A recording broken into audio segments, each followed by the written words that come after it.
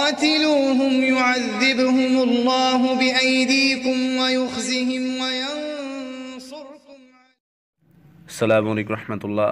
جی آپ دیکھ رہے ہیں یہ ایک بھینسوں کا باڑہ ہے اور یہاں پر جادو کر کے اونٹ کی ہڈی پر جادو کر کے اونٹ کی ہڈی کو دفن کیا گیا تھا، دبایا گیا تھا.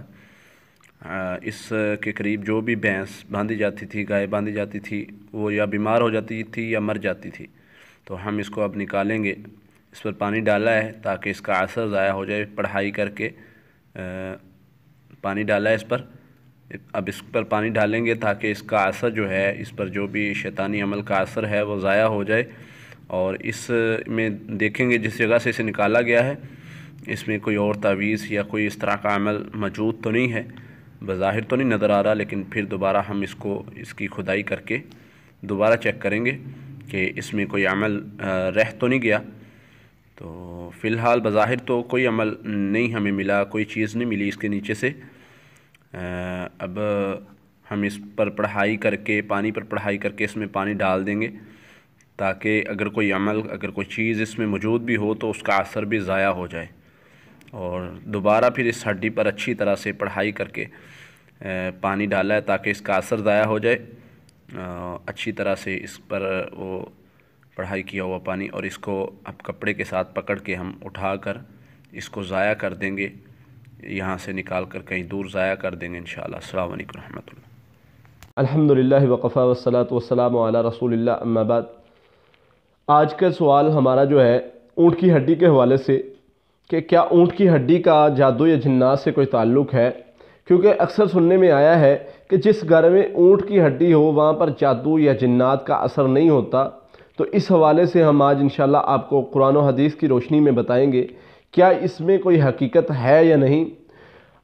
ہمارا مسئلہ یہ ہے کہ ہم اس بات پر ہم یقین کر لیتے ہیں جو کسی بزرگ نے بتائی ہو، جو کسی تجربہ کار نے بتائی ہو.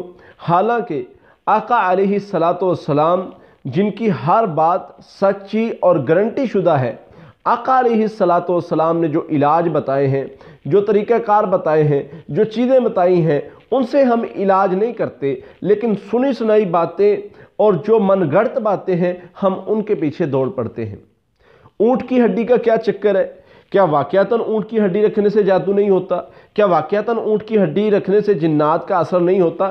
اس کے بارے میں آگے چل کے بتاتا ہوں، اور احادیث میں اس میں پیش کروں گا انشاءاللہ کہ اونٹ کی ہڈی کا جنات اور جادو کے ساتھ کیا تعلق ہے. سب سے پہلی چیز، اللہ کے نبی صلی اللہ علیہ وسلم نے فرمایا ہر اونٹ کے ساتھ ایک شیطان ہوتا ہے. ہر اونٹ میں ایک جن شیطان ہوتا ہے. فرمایا ہر اونٹ کی کوہان میں شیطان ہوتا ہے. جب بھی اس پر سواری کرو اللہ کا نام لے کر کرو، پھر اس کو اپنے کام کے لیے استعمال کرو، دعا پڑھ کے اس پر سوار ہو، ورنہ یہ سرکش ہو جائے گا. اور اس کو باڑے میں کھلا چھوڑنے سے نبی صلی اللہ علیہ وسلم نے منع فرمایا. ایک حدیث سے پتہ چلا کہ اس کے ساتھ شیطان ہوتا ہے. دوسری حدیث نبی صلی اللہ علیہ وسلم نے فرمایا کہ بکریوں کے باڑے میں تم نماز پڑھ سکتے ہو، لیکن اونٹ کے باڑے میں نماز پڑھنے سے نبی صلی اللہ علیہ وسلم نے منع فرمایا. کیوں؟ فرمایا کیونکہ یہ شیاطین میں سے پیدا کیا گیا ہے. واضح حدیث کے الفاظ ہیں، کیونکہ یہ شیاطین میں سے پیدا کیا گیا ہے اس لیے اس کے باڑے میں نماز پڑھنے سے منع کیا گیا. نبی صلی اللہ علیہ وسلم نے منع فرمایا ہے.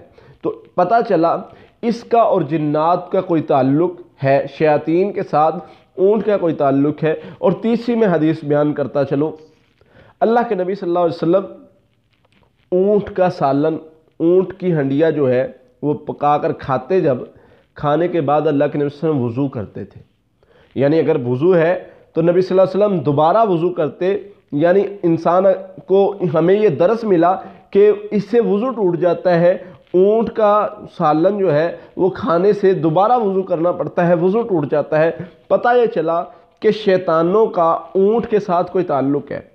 اور جو لوگ اونٹ کی ہڈی سے علاج کرتے ہیں وہ ظاہری سی بات ہے وہ شیاطین سے مدد لیتے ہیں، وہ شیطان کی مدد سے علاج کرتے ہیں، یا ایسا علاج ہوتا ہے.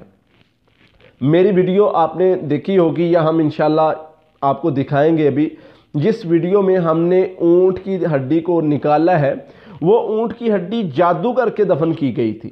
ایک باڑا ہے، بھینسوں کا باڑا ہے، وہاں پر جو جگہ ہے اس جگہ پر جہاں سے ہم اونٹ کی ہڈی نکال رہے ہیں، وہاں پر کوئی بھی جانور باندھا جاتا تھا تو وہ بیمار ہو جاتا تھا یا اس کو کوئی نہ کوئی مسئلہ بن جاتا تھا، تو اللہ کے فضل سے اللہ سے دعا کی، پڑھائی کی، اللہ تعالیٰ نے وہ دکھائی اونٹ کی ہڈی، اور پھر ہم نے اللہ کے فضل سے نکالی اور اس کا اثر ضائع کیا۔